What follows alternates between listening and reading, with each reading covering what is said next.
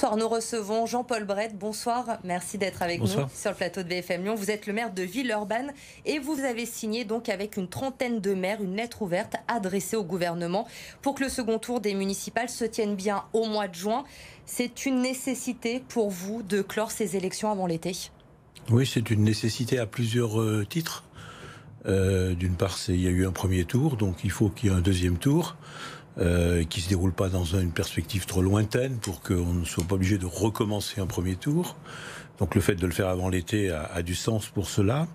En plus, on voit bien que la vie reprend, même si le déconfinement est en cours, que bientôt les bars et les restaurants vont ouvrir, que tout va ouvrir. Et donc on comprend mal qu'il puisse y avoir une différence en quelque sorte pour des bureaux de vote qui peuvent être parfaitement tenus dans des conditions sanitaires tout à fait strictes, exemplaires.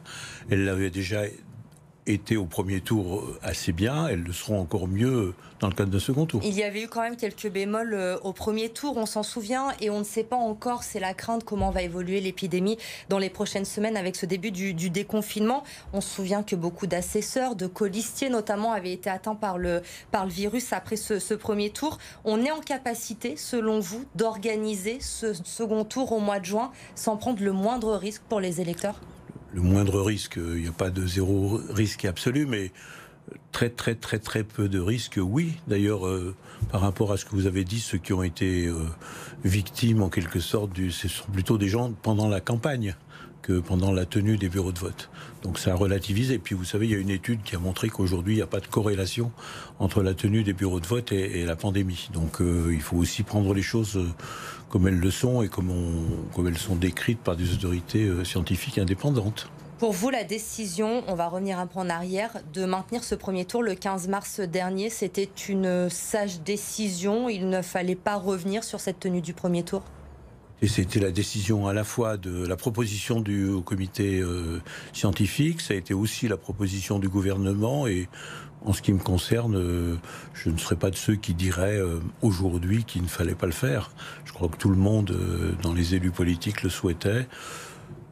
Voilà, ça s'est passé, c'est ainsi, et maintenant il faut passer au deuxième tour. Alors certains candidats, dont Chafia Zemoul à Saint-Fond, ont décidé de porter plainte.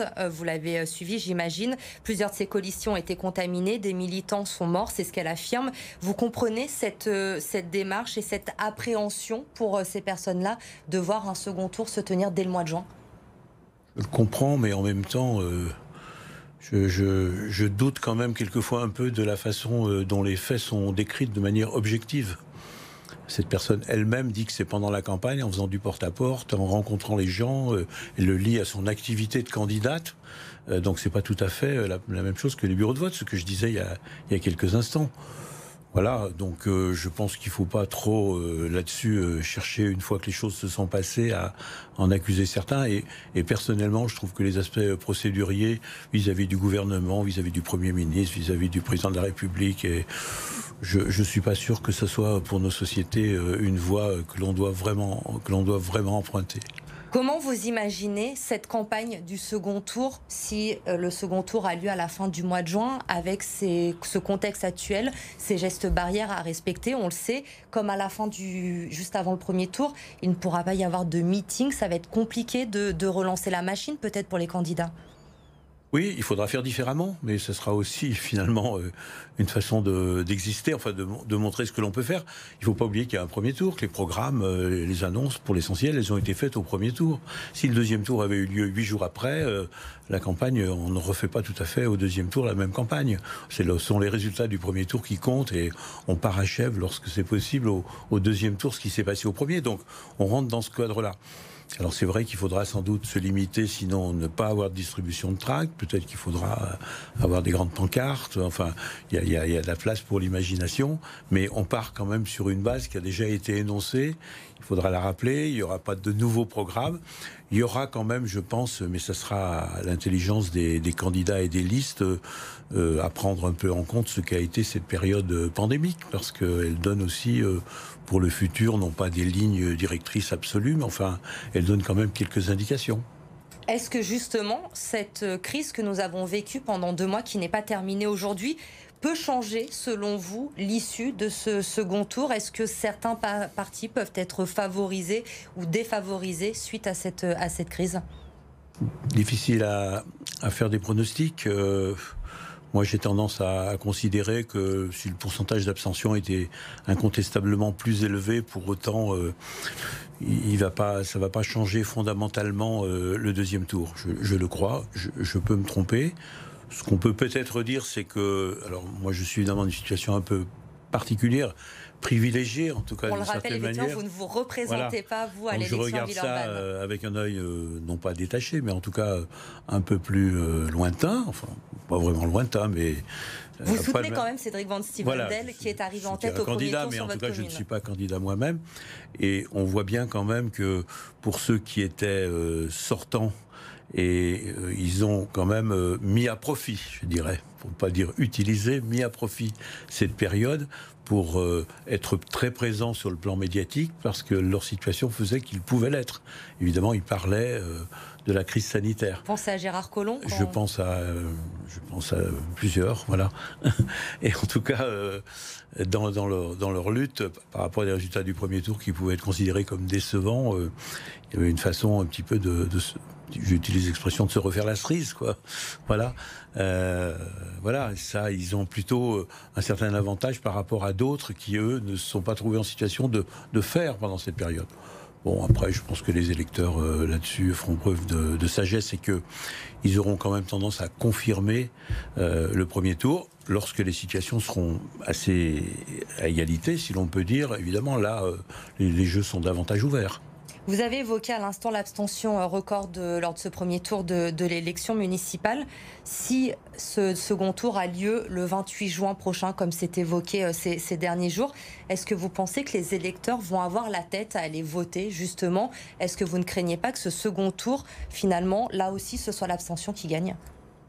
On peut toujours tout craindre. Si c'est à l'automne, disons en septembre, octobre, alors certains disent qu'il y aura un retour de la pandémie, donc si c'est à ce moment-là, qu'est-ce qu'il faudra faire? On ne peut pas se mettre dans une situation où il n'y a plus d'élections dans ce pays. Voilà, je pense que la démocratie, elle doit continuer à vivre, même quand la situation n'est pas très facile. Après, c'est encore aujourd'hui à 1 mois et demi pratiquement.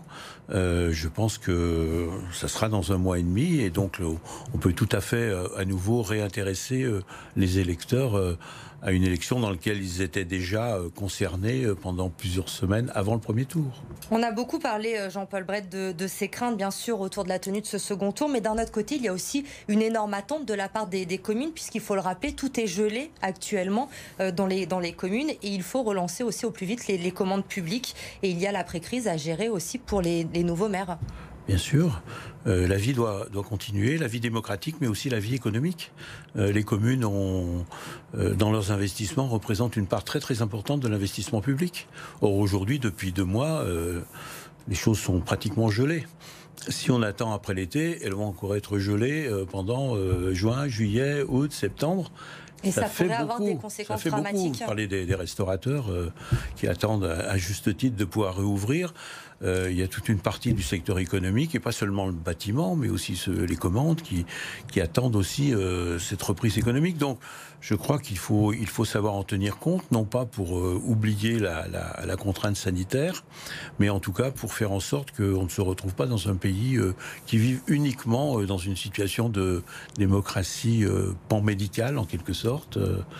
Et voilà, je crois que la santé, c'est très très important, et il ne s'agit pas de dire le contraire, mais la liberté, l'égalité aussi, la justice, le bonheur même, d'une certaine manière. Donc je pense qu'il faut aussi que tout ça soit pris en compte. Une dernière question un petit peu plus légère pour vous, Jean-Paul Bret, on l'a dit, vous ne vous représentez pas à la mairie. Comment ça se passe pour vous? Vous étiez mis dans votre tête de partir au mois de mars. Vous aviez préparé les cartons, vous les avez défaits, vous vivez dans les cartons à la mairie, comment vous vous organisez? J'en avais fait quelques-uns, mais on a de l'espace, donc ils ne sont pas devant moi.